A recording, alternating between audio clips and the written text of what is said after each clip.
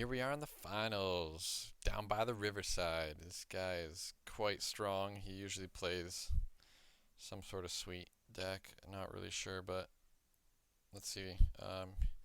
He's on 7, we're on 7. We're on the draw. Montana battles, love it. I'll take Urza's over this BFZ full art any day. What do we got? Ooh, Alchemist battles. The reason why we're in the finals, because somebody realizes how good Alchemist is. Now, I could think Cathartic Reunion, discarding 2 lands here, but I think I'm gonna do it. Um, Mainly because this Galvanic Bombardment's probably not gonna do anything. Blue-red Izzet like usually has all 3 toughness things, so I can get rid of it, and then it makes my future bombardments actually kill the Alchemist, which is what I want to do. And yeah, I need to get an Alchemist in play too. So, what does he got for me? Take inventory and no land drop for land 3. Wow, okay. So, the blue-red deck is a little bit more tempo-y usually. Like, they have more prowess creatures, unblockable ways to do things, like sometimes clutch of currents, right? So, I think I need to be a little bit more of the control deck, especially if he's missing land drops. I just need to, like, stabilize and make sure, like, because he's gonna have more cards than me and more resources than me, but if he can't assemble them, I'm gonna be fine.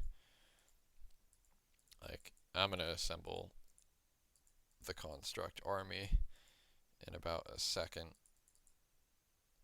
but instead, yeah, I like playing Tormenting Voice, getting rid of this temper to kill his guy, so I'm basically keeping my life total insanely high, drawing as many cards as possible, keeping the board clear.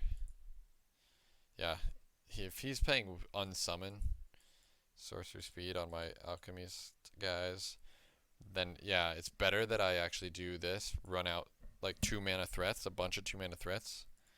Because if I tapped out for Self-Assembler there, and then he just Clutch of Currents it, he'd like kind of be time walking me. Like these bounce spells are actually really bad when he doesn't have any creatures in play. So I already feel like, yeah, there's like a 0% chance that I'm losing this game at least. So yeah, just throw out all my threats. Like, you can't keep bouncing my threats. So he just plays a bombardment just for fun. Just like I discarded mine because the first one doesn't do anything, and then he killed my Pyrehound. But now again, I'm just gonna go off. I'm just gonna start browning him with self-assemblers. He can't deal with like the self-assemblers and the alchemist, so yep, just scoops it up. So, so he showed me Rolling Thunder that he discarded again.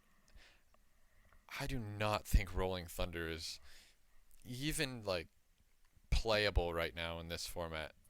Like, if I'm gonna run Tormenting Voice and Cathartic Reunions, all of my excess lands want to be discarded and turned into, Ancestral Recalls. Like, just the rate on Rolling Thunder is not viable in this format when you don't have Cloud Post mana, when you don't have Tron mana. This is not, classic Pauper. So, seeing how some of these cards match up, these bounce spells are awful. Basically, he's the level 1 deck from last season that I just recognized was just slower and just didn't need blue at all. Take Inventory is just like way worse than Cathartic Reunion. Tormenting Voice like enables the Madness cards just as well. The mana is better, and these bounce spells are awful. So I just need to realize, yeah, killing his self-assemblers is going to be a big deal, and taking out things that only deal 2 damage is probably a good idea. Some of these decks bring in Eldrazi Sky Spawner, though, as a sideboard tech to fly over these things, so having answers to that is good, but I don't know. I can't remember exactly how I sideboard.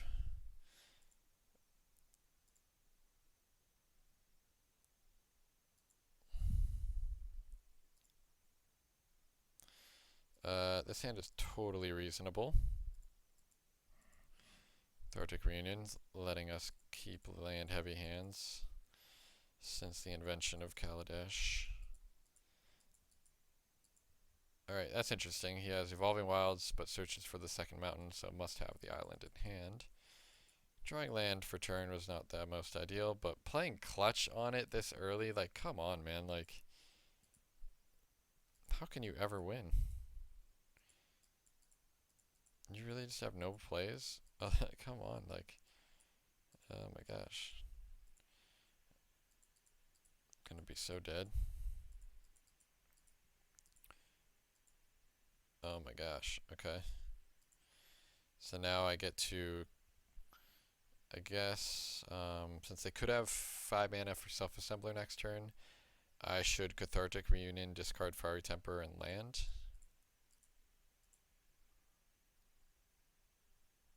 Yep. Play the Fiery Temper, kill your Pyrehound, make my Pyrehound unstoppably big, play an Alchemist, bash you for 4.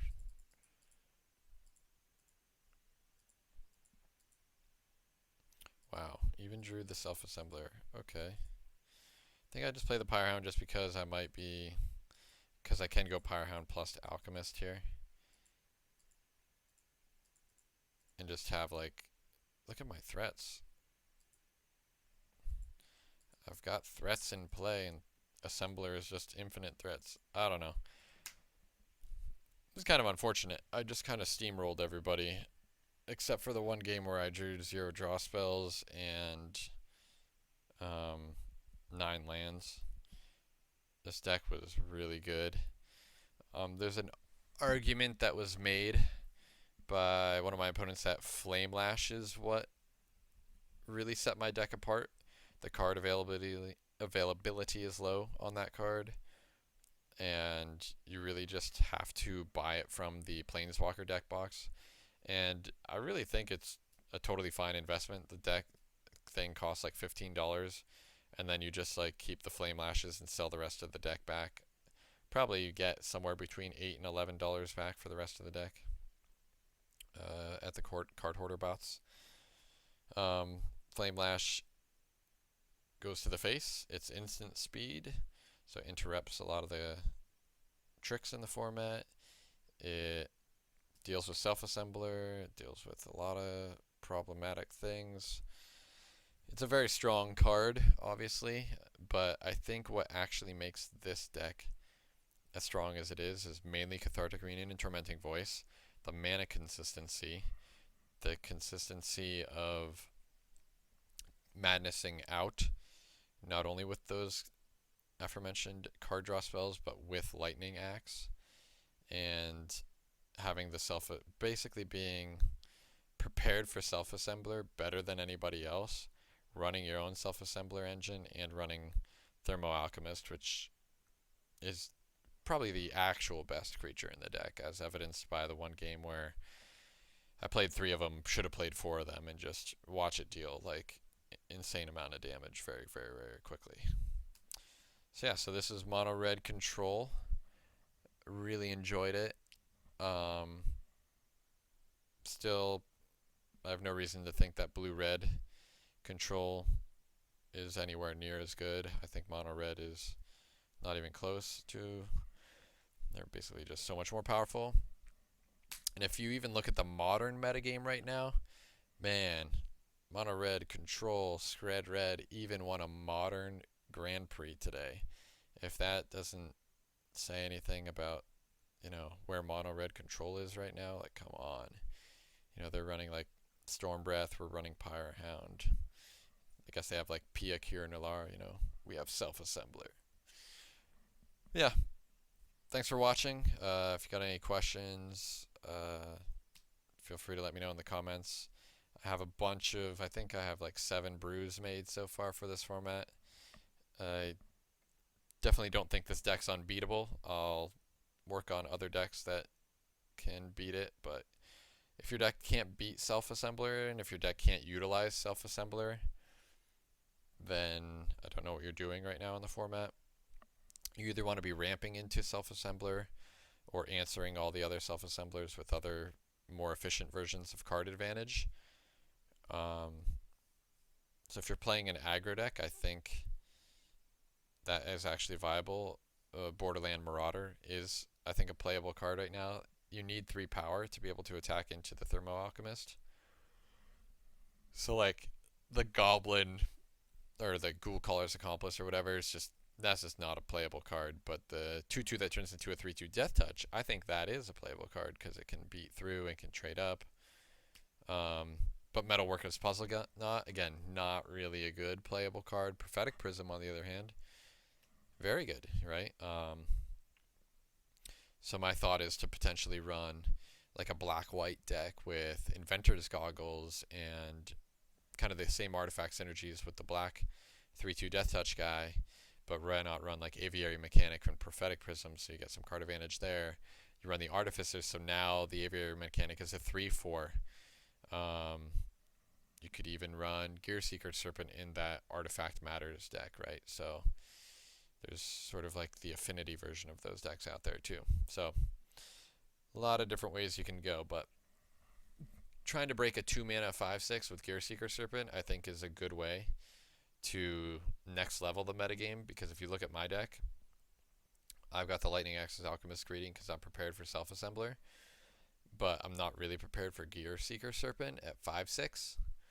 If you're running into that, you're going to want to start playing Murder, and yeah, probably Murder is the best card. So a good Murder deck would maybe be in my black-white deck too. Yeah, I don't know. I think I'm going to work on black-white. All right, good talk, team. All right, thanks for watching.